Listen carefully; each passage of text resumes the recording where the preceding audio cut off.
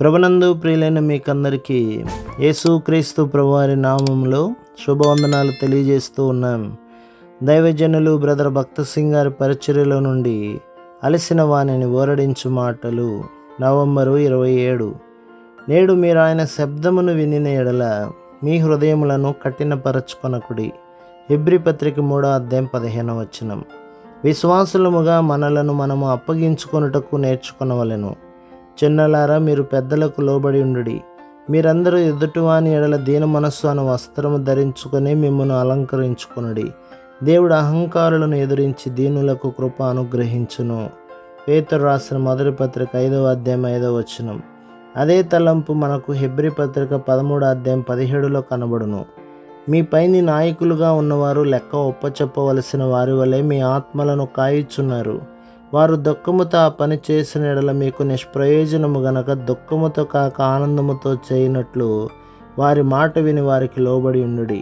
మనము సహవాసములో కలిసి జీవించుటకు, లోబడి ఉండుటకు, ఒకరి నిమిత్తము ఒకరు ప్రార్థించుటకు, మన అవసరముల కొరకు పెద్దల ప్రార్థన సహకారమును వెతుకుటకు మనము నేర్చుకొనవలెను. పేతురు రాసిన మొదటి పత్రిక 5:6 ప్రకారం మనలను మనము తగ్గించుకునే ఎడల ప్రభు మనలను హెచ్చించును. విశ్వాసముగా మనలను మనము తగ్గించుకుని పాఠము నేర్చుకుని ప్రభువుని హెచ్చించవలెను. మత్తయి సువార్త 23:11-12. శత్రువు 4 విధములుగా మనపై దాడి చేయగలడు. వాడు గర్జించు సింహము వలె మనపై దాడి చేయవచ్చును.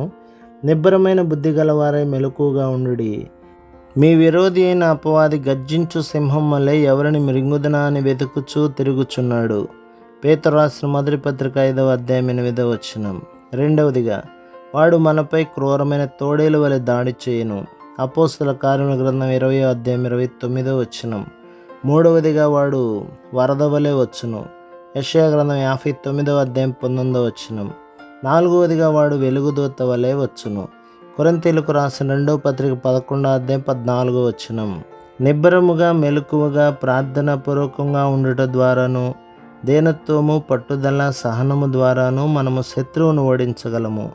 పేతురు రాసిన మొదటి పత్రిక 5:10. శ్రమలను మన జీవితంలో దేవుడు ఒక ఉద్దేశము నిమిత్తము ఎట్లు అనుమతించునో చూచితిమి.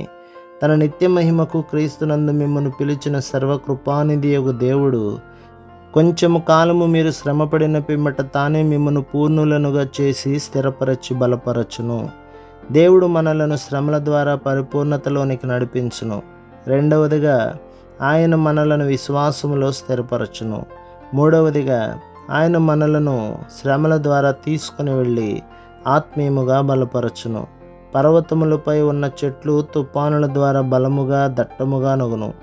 అంతేకాక దేవుడు మనలను స్థిరపరిచి కలవరపడకుండా నిశ్చలముగా ఉండునట్లు చేయును. కాబట్టి 4 అంతల ఉద్దేశము నిమిత్తము కృపగల దేవుడు మన జీవితంలోనికి శ్రమలను అనుమతించును. మనము ప్రతి శ్రమలో, ప్రతి కష్టములో ఆయన కృప కొరకు వేడుకొనవచ్చును గనక ఆయన కృపగల దేవుడని పిలువబడుచున్నాడు. ప్రభు మిమ్మును, మీ కుటుంబమును, మీ సంఘమును దీవించి ఆశీర్వదించునుగాక. ఆమేన్.